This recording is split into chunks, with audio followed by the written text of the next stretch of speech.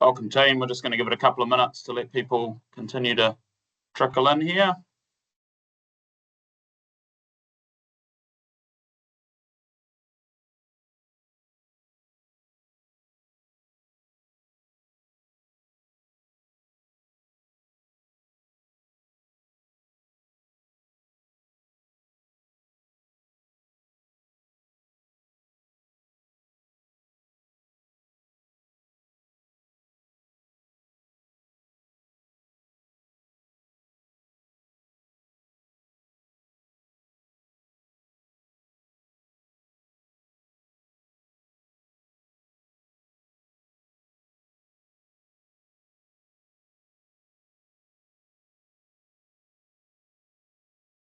All right, we'll give it 30 more seconds.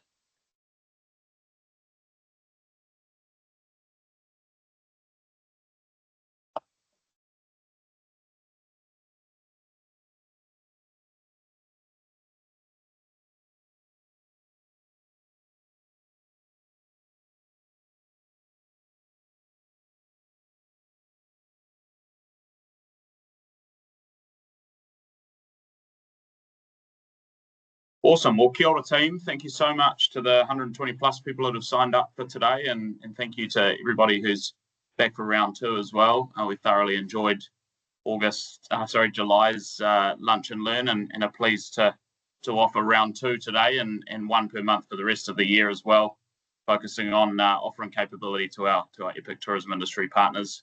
I'm Zach. I'm the general manager here at Maverick. So just jumping in for a quick introduction and to welcome you all along. Today's topic is Epic. We've got Ryan, our content team lead, and account manager extraordinaire, who's going to guide us through getting seen without the spend. So what we mean by that is all around our organic channels, which everyone will be aware of, kind of the convoluted nature of some of those at the moment. Getting seen is tough when other platforms are continuing to be added to the landscape, particularly at the top of that travel planning funnel, how people are consuming content, where to go, what markets to match, all of those good things. So look, without further ado, I will introduce Ryan to take us through today. I'll be back at the end to remind you of the next one coming up in September. But Ryan, welcome, mate. Let's go. Awesome. Thanks, Zach, sliding into the camera here. And yeah, again, thank you so much to all of you who have jumped on today to spend some 45 minutes with us talking about all things social media. Really appreciate your time, and hopefully today is full of great insights, takeaways, and learnings for your own social media journey. As a proud tourism storyteller, it's something I'm really excited about, talking to people from all over the industry. So let's get stuck in. Feel free as you go to add any Q&As into the Q&A box, and we'll talk to those towards the end of the session.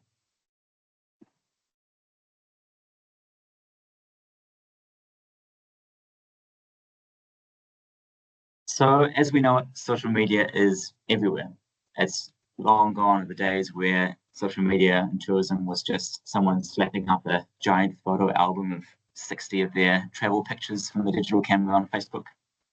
It's now right across the entire travel planning and sharing experience.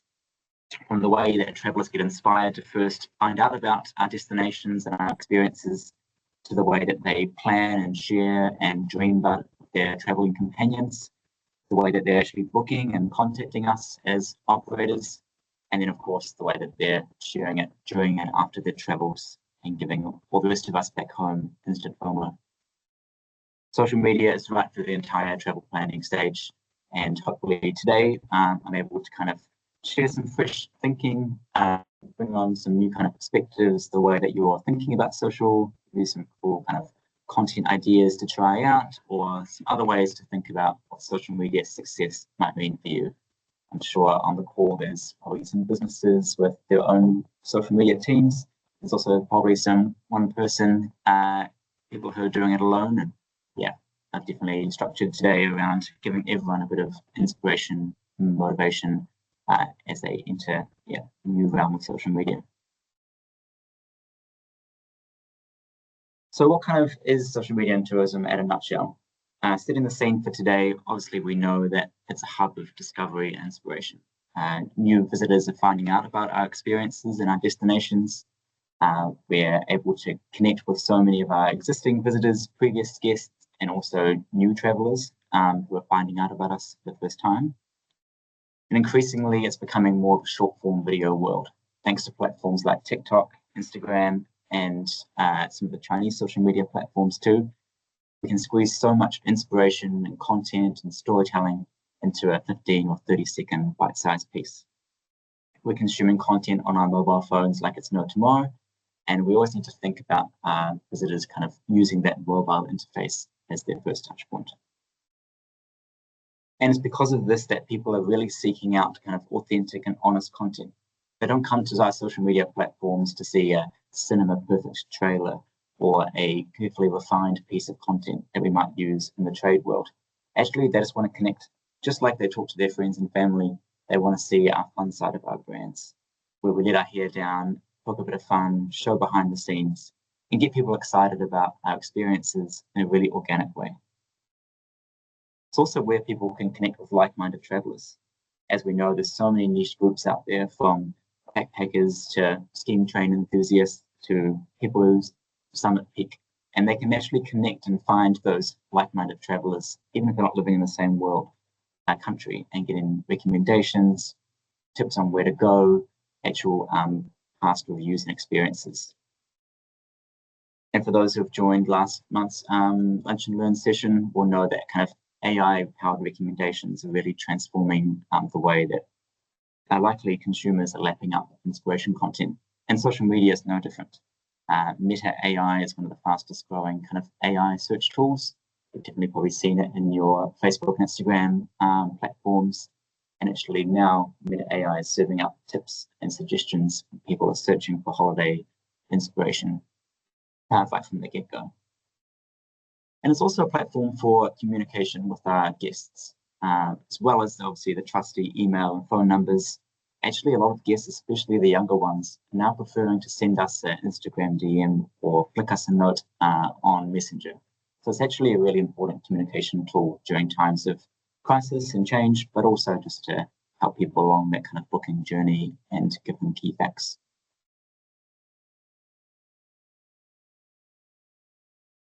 Alrighty, let's have a little bit of a look at what the social media landscape is looking at right now. What kind of trends and changes, updates are we seeing on some of the top platforms in social media? Well, it'd be rude not to start with TikTok, because that's certainly one that's disrupted the travel game, and travel TikTok has exploded in the last few years. And actually, more than just inspiration and discovery, it's fast becoming a search platform in itself.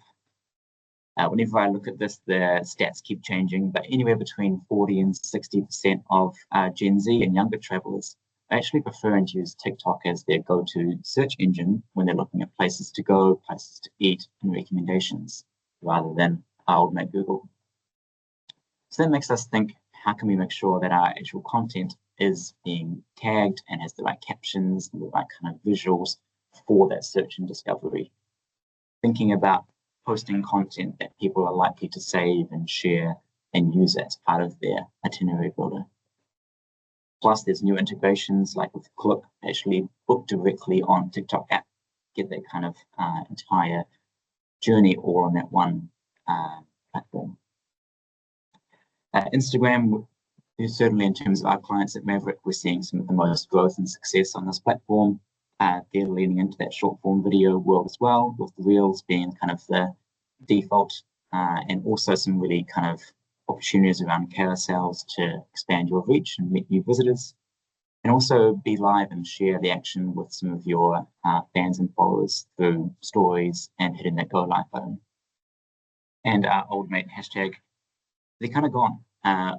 AI is getting so smart now that it can read the content of your post. It kind of knows what you're all about already, and those algorithms keep on being smarter and more innovative, and it'll automatically show your content to people it thinks are likely to interact.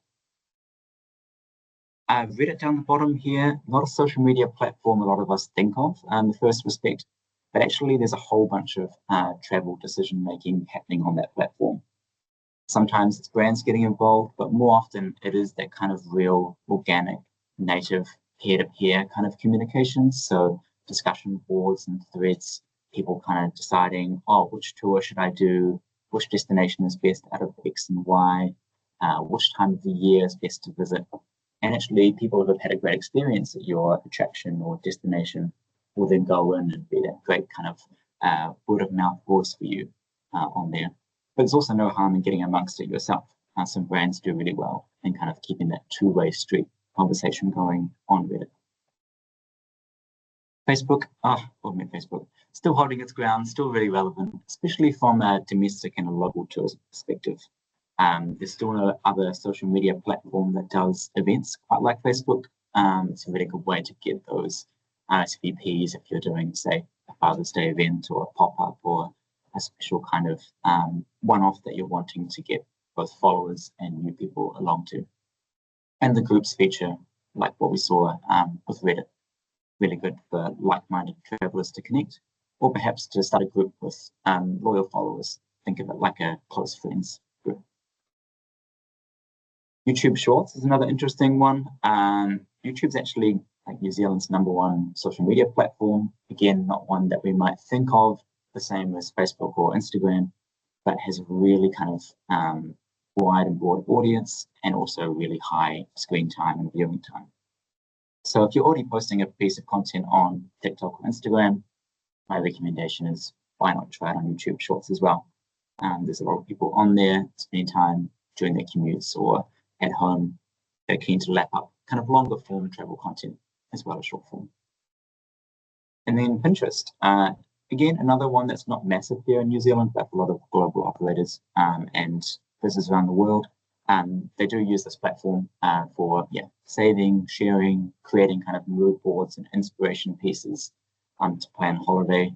Very top of the funnel, dreamy kind of wanderlust style, but still worth being part of, or at least worth checking out what your experience at your destination is like on Pinterest and what kind of content is on there.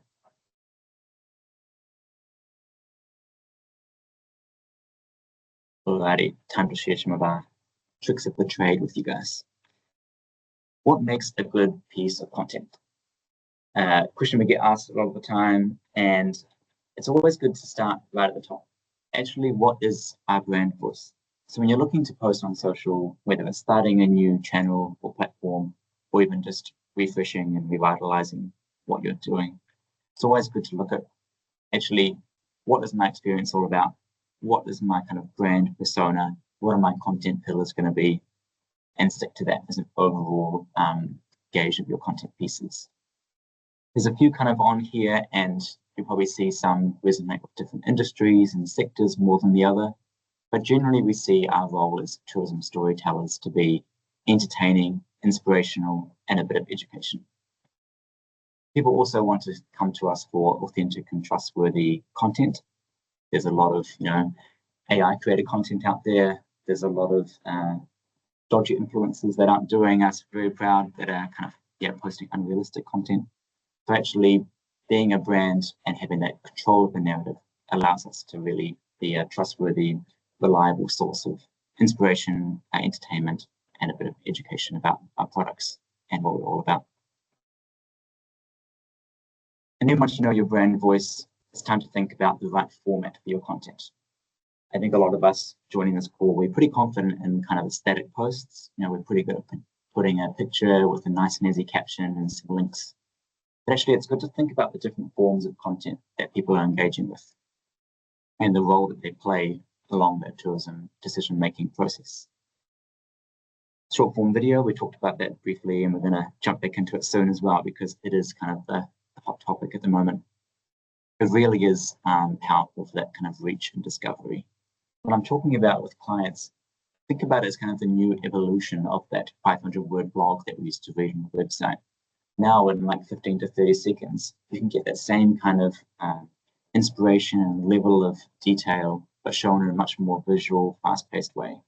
You can use it to creatively answer FAQs or bust myths about your experience, and get a much more wider reach and impressions than you would from a static piece of written content on your site. Carousel, certainly a good form of content for those of us with quite a bit of information to share across. You can use those to kind of feature itineraries or different kind of 48-hour guides, that kind of thing. And getting shaves and shares on those is a really good way to get engagement and keep people hooked in and kind of your experience top of mind. Also kind of thinking of that, in the moment kind of content. If you see something cool happening on your location, you want to share a particular event or milestone that you're celebrating, go live.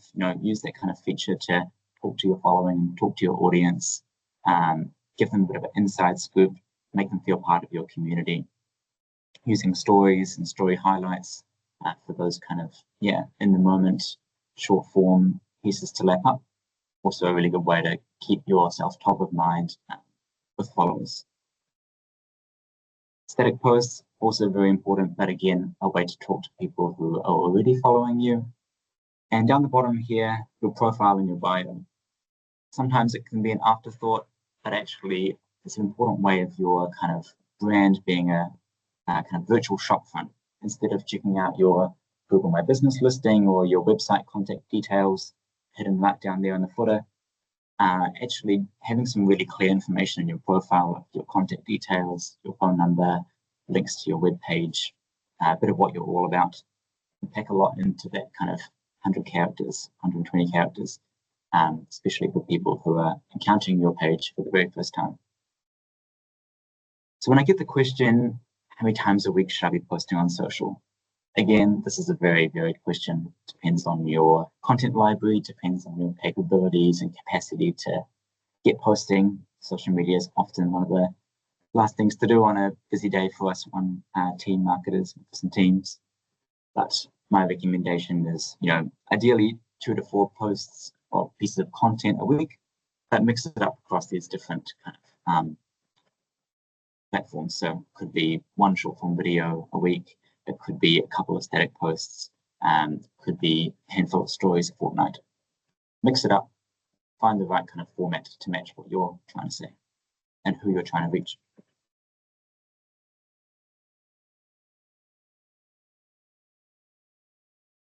Now you've got your brand tone of voice sorted and you know how you're going to post it in terms of the format. What's the actual piece of content? And I'm sure everyone on the call here has had that creative block moment, or I'm quite sure what to post next or how to kind of get the inspiration going. Well, so thanks for jumping on the call today. I'm revealing some of my inside scoop and top content formats I like to try out. These can kind of work well as hooks for the start of a short form video. They could form a really cool kind of content series where you're going to post 5 or 10 pieces relating to the same umbrella theme, but showcasing a new kind of person or side of your experience. Also could just be a great way to freshen up your usual day-to-day content that you've been posting in the past. Lots here, and feel free to screenshot this and save this for later. Some will apply to more than others, but certainly going behind the scenes and showing a day in the life. I've seen some content of cars being washed and cats lying around a motel and getting ready with your kayak guide and packing the bags and getting the kayaks ready for the day. That kind of content perform way better than this, nice curated actual experience post that we worked so hard on. People kind of want to have a little peek behind the scenes or learn a bit more about people behind the experience. After all, we're in a people-focused industry. It's all about storytelling and experiences. What you didn't know about and kind of answering FAQs and myth busting. If you're seeing kind of a common thread through your emails or through what people are kind of asking you over the phone or at the counter, turn that into an evergreen piece of social media content that you can then post about in a fun way, answer the question visually, pin it and save it for later. For some of the RTOs and STOs on the call, 10 sides of 10 must-dos and 10 reasons why, focusing on those different kind of niches, whether it's a 48-hour guide for coffee lovers or 5 things to see if you're a native bird watcher. Trying to find those different niches that are engaging with your experience and turning those into some kind of content series that people are going to want to come back for part 2 or part 3. Featuring your guides in front of the camera, we'll talk about that a little bit later on in the call, but definitely 30 seconds with or 5 questions with one of the kind of main faces of your experience. Also really relatable content. It's a soft sell and it doesn't directly, tell people about necessarily your product or a particular sale or promotion you've got on. It actually allows people to form that bond with who you are as a brand and gets a bit more authentic reach. And those carousels really good for itineraries, weekend guides, combining, an experience and a destination and an accommodation and an eatery all in one. Great for saving.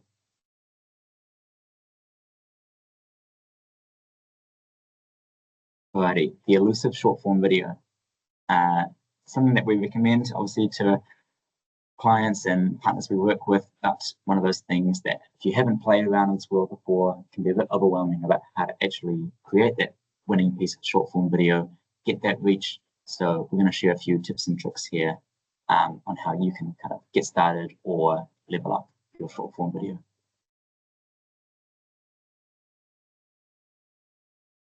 I guess the side effect of short form video is short form attention spans. So the first 3 seconds really matter with your reels and your TikToks.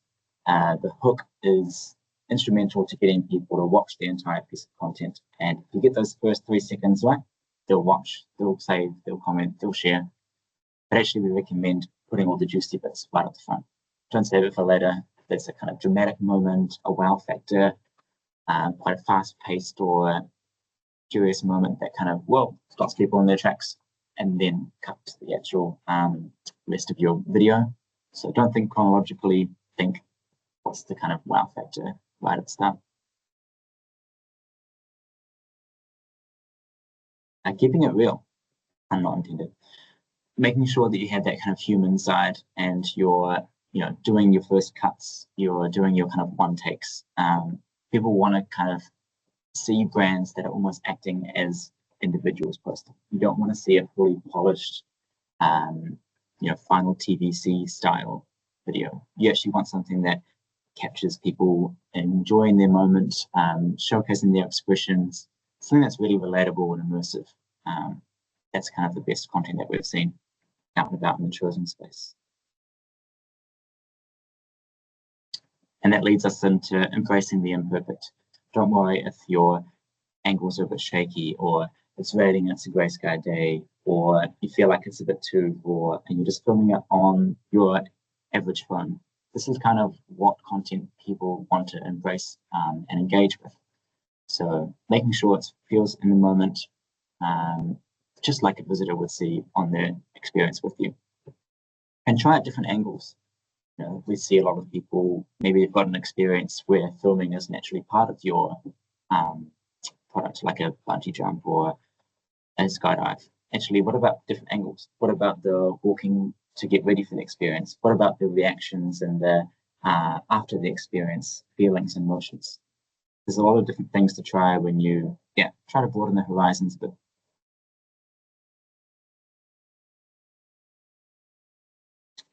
Overall, short and punchy wins.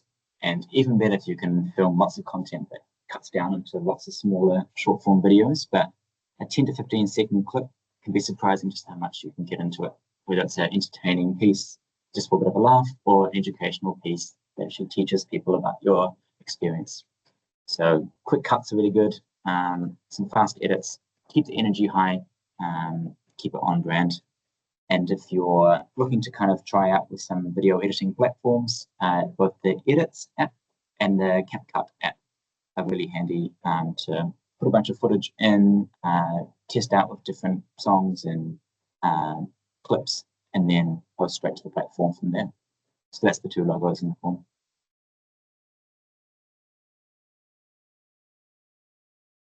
Also, trending audio, it's definitely in the sound as well. I'm sure many of you have TikTok are probably bored to death by the current Jet2 holiday audio that's spamming all over TikTok and Instagram, but its origins and its roots are actually exactly what this is about, pairing travel fails with a kind of fun, upbeat tourism ad.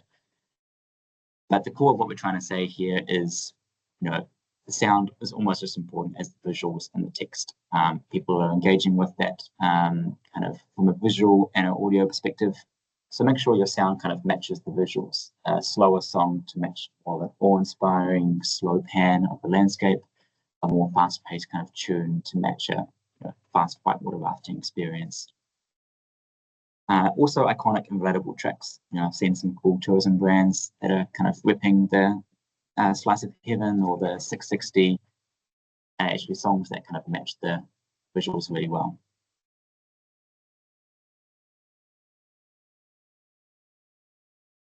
Alrighty, over the next 5-7 minutes, just kind of giving some real life examples about some kind of social media brands and accounts that we quite admire. You'll see some of the names here are quite big companies, but I think there's actually lots of takeaways kind of drill down and apply to your own accommodation or activity or destination.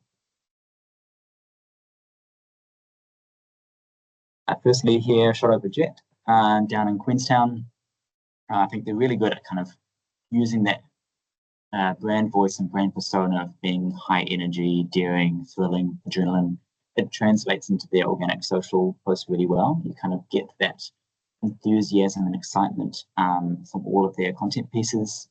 They're also celebrating the 60th anniversary at the moment, and I know a lot of you are perhaps looking to showcase milestones or celebrations on your own channels. So have a little peek at what they're doing for their 60th, engaging with the community, playing up the nostalgia kind of lens, and using those trends really well. So a little example here. Sorry.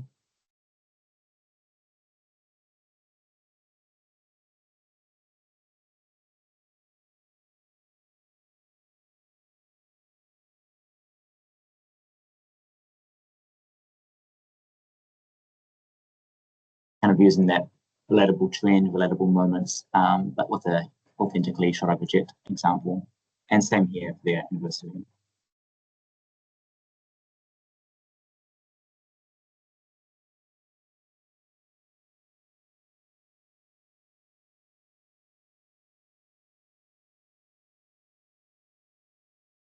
Hopefully the sound is playing for everyone watching this one.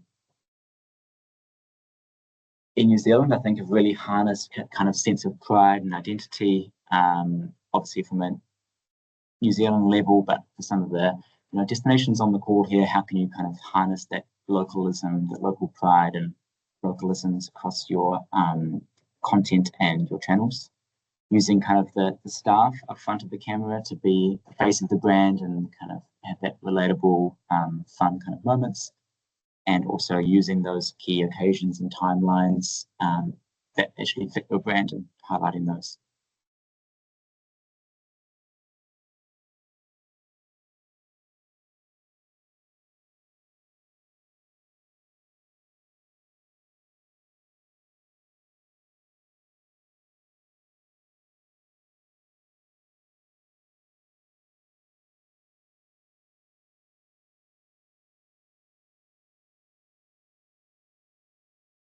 Over in Wheeling Z, they've done some quite cute work with Dougal the cow. I guess it's kind of inspired, and I think of it like Duolingo's owl and how they had a little fake funeral for it earlier this year.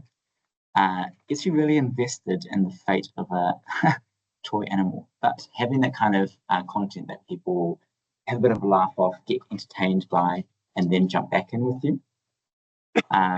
Are able to then kind of want to come back to your channels to find out part 2 or part 3 of the fate. So here we have, Dougal the cow. This is just an image here, but check out their channels for a bit more updates on him. And just really using that kind of destination first storytelling, being really proud of their home.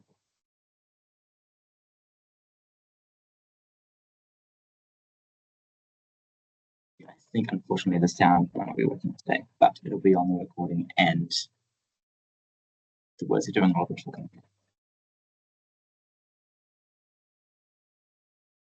And the last one here is a kind of content creator that's been to a lot of our clients and destinations as well. Have some of you have worked with her, and we'll talk a little bit more about storytellers and content creators in a moment.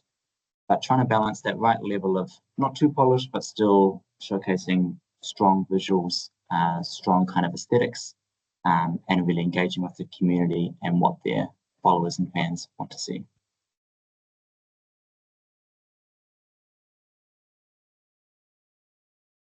Alrighty, how do you know if you've cracked it? What does success look like on social? Again, one of the frequently asked questions we get. Well, to put it in the words of Adam Mosseri, who's the Instagram CEO, it's actually all about the shares and it's all about the engagement. So post share rates are now the most important factor in determining content effectiveness. And we know that we work in tourism and travel. It's a very transient space. Unlike some of the brands where we engage with a lot, perhaps, in the clothing space, food and beverage space, people are going to like us, plan their holiday, hit their holiday, and if they're from overseas, only going to visit our destination once, they're probably going to unlike us and move on. And we don't have to take it too personally. Actually, our job is to capture them, engage them while we have them during that process. So to get in front of the algorithm, it's trending audio and sounds that fit your content. It's using those kind of reel and carousel and short form video placements, using those kind of text captions for the algorithms to search and serve you up in search results. And it's a consistent kind of posting, making sure that you're able to kind of work within your means, what you can post, by having some kind of regularity for content that people can connect with. And if they're looking at your page later down the track, know that you're active and regularly on there. So here at Maverick, our three kind of golden measures are how many saves you're getting, how many shares you're getting, and also what's happening in the comments section.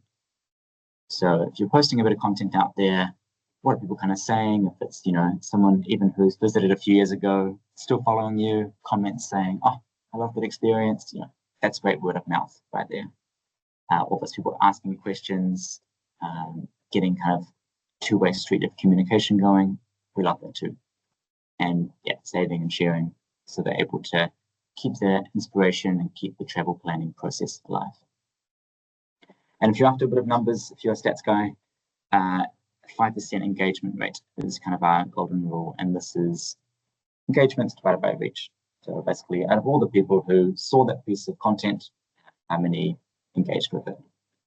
And it's not just about your audience size, because with short form videos, we know most people that are going to see this are actually not going to be your core followers. So have a look at your reach and your impressions before you just look at your following.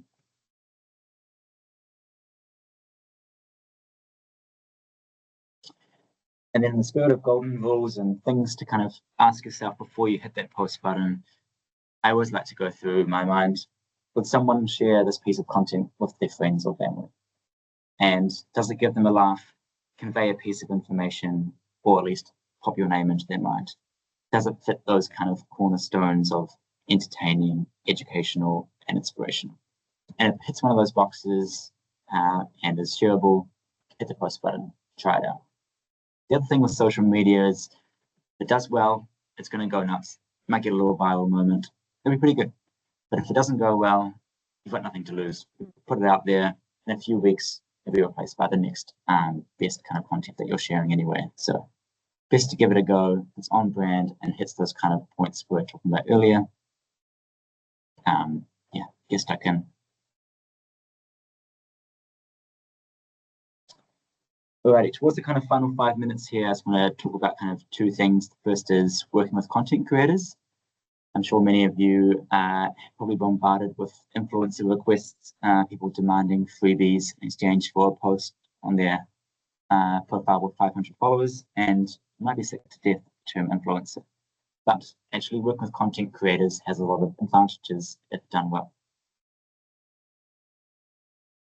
And namely, those are reach, being able to kind of reach new audiences that they've got perhaps in a certain niche that you're trying to tap into, or a particular offshore market that they've got experience and a strong following and engagement in.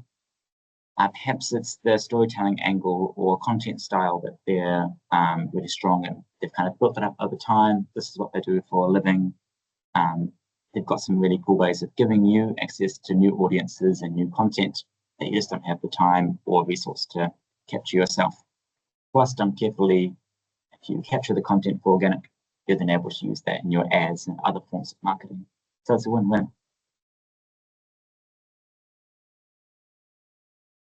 And I guess the right form of content is also going to feel really genuine to the fans and followers that are watching it. It's not going to be a strange kind of promo fit. It's actually going to be someone who can recommend your experience in an authentic way. Talk to those kind of new audiences that are quite highly engaged potential travelers and active considerers for you.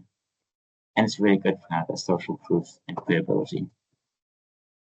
This is one moment where I wish the sound was working, but this is, excuse me, a experience in Tamarunui in the North Island of New Zealand, rail karting on the Floating World Adventures, and they've got a train influencer who goes around the world and reviews kind of train journeys and railways.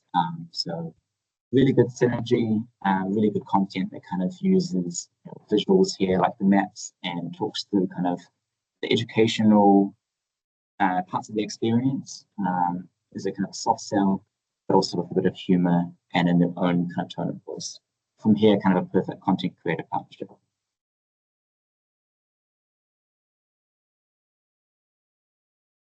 couple more examples here is, we work a lot at Maverick with Rody, content creator across Australia and New Zealand, and using their audience to kind of tap into a really highly engaged research and inspiration kind of travel group.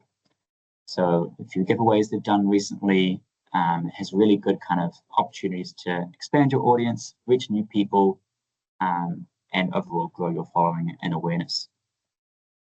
This one here they've done with Parapiti Gisborne and RTO, 13K followers, 13K entries here, all organic, basically using great visuals, great mutual kind of audiences, getting some key kind of destination content and awareness going, wrapped up in a giveaway form.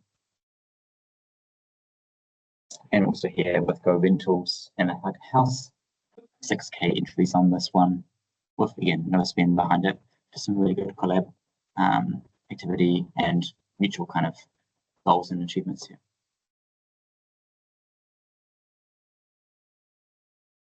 Alrighty, tying it kind of together, I'm going to give you some homework and some things you can try tomorrow, and we'll talk about a few of these in detail. First one, find out how people are finding you on social. Obviously, there's lots of activity you're doing in terms of your posts and your bio, but actually, what are people saying about you on socials, and how can you kind of reflect that across your own activity? Look at creating a content series that's really focused on saving and sharing. So it's not a hard sell, it's not kind of too much urgency, but thinking about that kind of longer lead time for travel inspiration. How can you create some pieces that people want to naturally use for that planning layer? Having a look at the people around you. How can you use your staff in front of the camera, and how can you use UGC, user-generated content, and kind of your customers to create some awesome, engaging, authentic pieces. And a good rainy day activity during the off-peak, give your social media profiles a bit of a tune-up. When's the last time you had a look at what your bio was saying or what's in your story highlights? Bit of content on this slide. Again, we'll share the recording out in the slides, but have a think about how you're being discovered on social. One of my favorite little activities to do is jump on the auto prediction search, just like you can do on Google. Type your brand name in or your destination and see what comes up. What kind of terms are people looking to find out about from an educational perspective? If you search your own activity up, what kind of features or parts of your experience are actually in that content? And maybe it's not reflected in your exact website offering or messaging, and you can take some really good learnings from it. Using kind of social media as a two-way street to gather real-time feedback. Have a look at what's in the comments section, lean into it and respond really well. Check out what you're being tagged in and reshare that as collabs. Have a look on Reddit and see what people are recommending about you, or maybe recommending your competitors and how you can get amongst it. And have a look at your Google Analytics, what's kind of organic social like as a referral channel for you, or maybe ask them when they're at the front counter checking in or doing their health and safety waiver, do they follow you on social? Do they find out about you through someone's TikTok or Reel? It's always good to know kind of how you're being seen and discovered in the social media landscape. And your people are your social media superpower. If you've got Gen Z staff or guides, they're in these platforms every day. They're lapping up the content. They know what the hot trends are. Ask them, better yet, get them in front of the camera. Being able to kind of showcase your human side, showcase the things that are happening behind the scenes or on location. And yeah, getting your kind of staff in the spotlight. It really helps to being kind of honest and relatable. It works as a really good soft sell for your experiences. We'll share this example around, but the Zorb team shared this example with us last year about actually not a big part of the experience, but how people get into the balls. For those who don't know, this is giant downhill ball rolling in Rotorua. Quite a fun experience. And actually they realized that people kind of had a unique kind of style about jumping into the balls, and they started to give them names and a bit more personas attached to their kind of jumping in diving styles.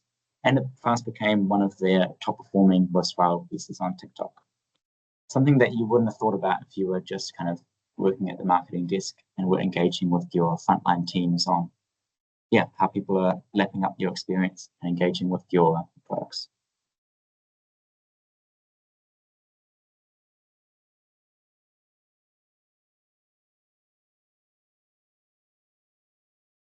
Luckily, there are captions.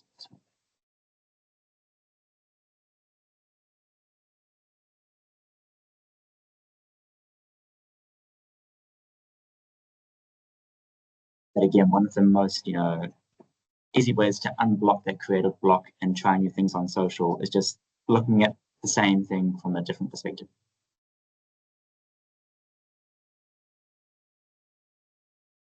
We've kind of discussed this already, but looking at UGC, encouraging people to tag you, accepting collab requests. Always remember that you're not talking to your followers and fans. It's a two-way street.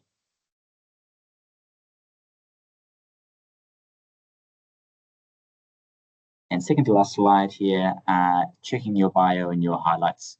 How are you kind of presenting yourself from an always-on perspective?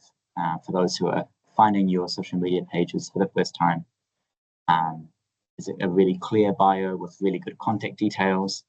Is it Instagram highlights that people can kind of watch later on and are grouped by a certain similar activity or FAQs, perhaps any special guests that have visited you? And what's at your pin post at the top of your feed? What are future guests and followers going to see when they first land on your page? Is it promoting a special sale or a new experience or addition to your fleet? And let's go into this example. What do you kind of want people to see when they first land? Always good to have a fresh thinker. So summing up, make sure your content you're thinking about stopping the scroll. It's a crowded marketplace, lots of content on the socials, but you want to hook them fast. Keeping it authentic, raw, and real. Looking at kind of that two-way street in conversations to track success and how people are saving and sharing your content for later. Working with content creators and your guides and your followers in a really authentic way that embraces trends, but also stays true to your brand voice. Awesome, thank you. I've totally gone all the way to 1:15, but if there are some questions I would love to hear. Thank you so much.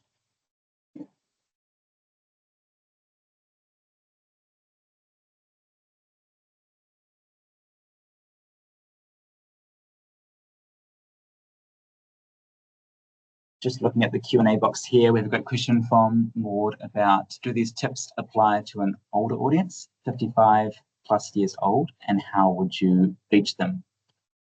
Really good question, because a lot of the time when we're talking about social, we kind of assume or jump to the conclusion that it is Gen Zs and millennials, but actually it's a lot more of the 55 plus demographic engaging on socials.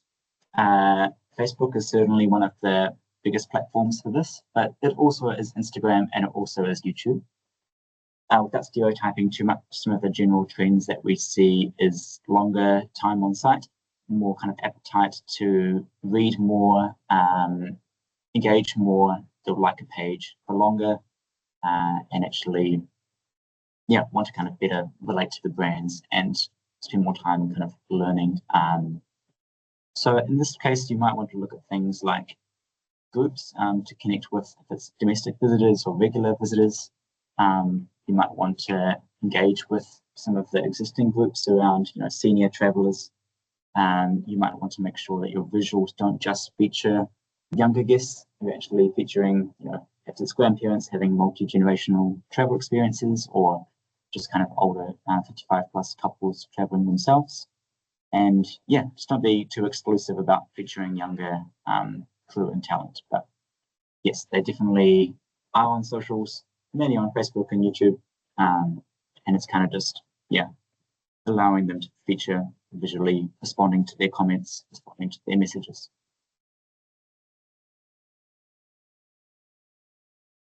Is there any benefit to collaborating with content creators who don't align well with your brand but have a good following? Oof, tough one, because you can see, they've got 100k followers or 200k followers. Like, it'd be pretty tempting to jump amongst it. I guess there's a few things to think about to this question, Chloe. At the end of the day, it's what's the goals that you're trying to achieve? You want to make sure your brand reputation remains strong, and you don't want any kind of, backfire from a misalignment. You perhaps want to engage with people who are actually likely to do your travel experience, visit your activity or your accommodation or your destination. And I think while the temptation of reaching, a really big audience is quite key, I think if it doesn't have a natural fit, then people aren't going to click. They're not going to be like, oh, I can see why this influencer is recommending this experience. We're seeing a trend more of micro influencers rather than giant influencers. So the Kardashians are gone, and is kind of the mum influencer that lives down the road that has actually a really big circle of tight-knit followers. So I would switch to a more micro influencer level, stick to content creators who are gonna give you actual good fans or good traffic. I'm just gonna enter a giveaway for giveaway's sake and unfollow, or can deliver you some visual content that you can use in the future.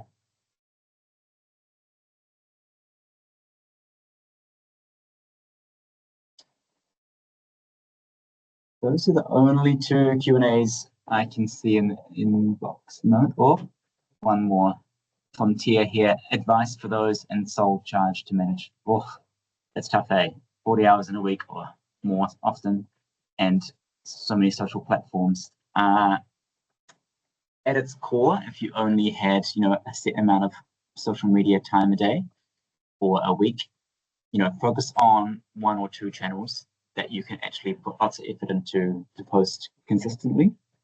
So for a lot of tourism operators, it tends to be Facebook and Instagram, or if you have the short form video capacity, Instagram and TikTok, and just focus on getting some content out there regularly rather than spreading yourself too thin.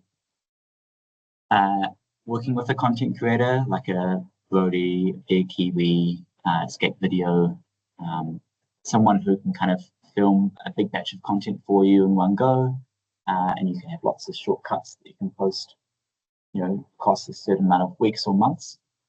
That allows you to kind of free up some resource, and try and dedicate, 5 minutes of your day if you can to go into your Messenger inbox, respond to questions and comments and booking inquiries, reshare some tag stories, or even use kind of some of the chatbots to help with that as well.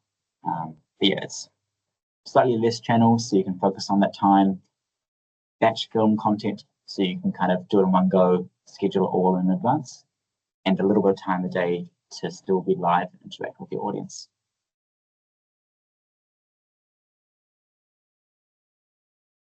Thank you, Chloe, for this has been a great session. I hope a lot of you have enjoyed this call, and I'm totally eating into even more of your lunchtime. Also, pun not intended. But I do have an email address and a social media account. So if you do have any more questions or want to get in touch, yeah, feel free to flick me an email. I love talking about tourism storytelling. There's always so much to discuss and fit in. Flick me a LinkedIn message if you like, or get in touch with us and at hello@mavericktourism.com if you want to talk wider. I will pass the mic back on to Zach to wrap up. I just want to say thank you for everyone viewing in. Cheers. Awesome, team. Hey, thank you so much, Ryan. That was amazing, mate. You can absolutely see why he's an award winner in the last fortnight or so in the leadership and content space. Couple of standout kind of takeaways for me as I was sitting there listening and learning. Treating influencers like any other partnership you would within your business. What's in it for both sides of the fence is always important. A couple of things around Reddit and YouTube being an incredibly important organic channel, and the slight change of position of those particular platforms within the kind of wider funnel space. And don't underestimate the moments throughout your experience that could potentially be social applicable. So we talked about the example of the guides and heading along the experience and just the little moments that you have within your business, trialing some of those on platforms, because often they're a lot more raw and they'll hit home a lot more with your audience. So yeah, thank you again, Ryan, an incredible mate, and I hope a lot of you got some value out of that. A quick reminder for our next one, so September next month. I'm not sure where the year's going, but the date we have tagged for that is Thursday the 18th. So make sure to look out for the details there on this particular slide. Hub's 12 through to 1:15, and then a bit of a quick Q&A session at the end. So same format as today, live online event for the link that'll head out at an EDM. It'll be on our LinkedIn or fire us an email, as Ryan said, at the hello at inbox above. For that one, we've got our Head of Client Services, Stu, speaking. He's going to be talking around moving past the surface level statistics. So what are you measuring? How are you measuring it? What's important? And taking a bit of a bespoke approach to what you're doing in market. So without further ado, we'll close that one out for today. Thank you again for tuning in, and we'll look forward to seeing you next time. Kia ora.